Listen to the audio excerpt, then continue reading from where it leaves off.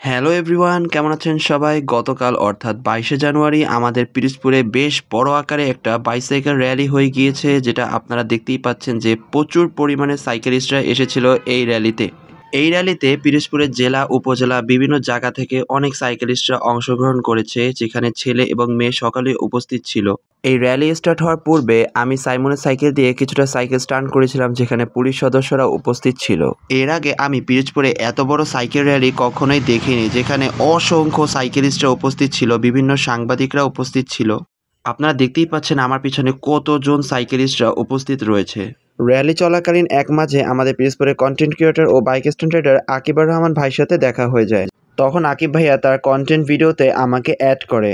আকিব ভাইয়ের সাথে কথা বলার পরে আমি এক এক করে সকল সাইকেলিস্টদের পিছনে ফেলে সামনের দিকে এগিয়ে যেতে থাকি। র্যালি চলাকালীন সময় মাঝে মাঝে কয়েকটি সাইকেল অ্যাক্সিডেন্টের ঘটনাও ঘটে, যা ছিল খুবই দুঃখজনক ব্যাপার।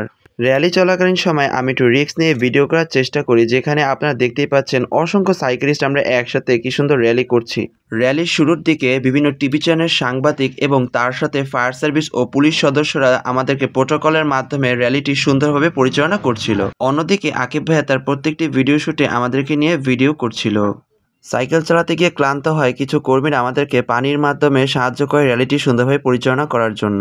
অবশেষে র্যালির চলাকালীন সময় ব্রিজের ওপাশে পৌঁছানোর মাধ্যম দিয়ে আমাদের র্যালিটি সুন্দরভাবে সম্পন্ন হয়। র্যালি শেষ হওয়ার পরে পিরোজপুর জেলার ডিসি স্যার আমাদেরকে সম্বর্ধনা জানান।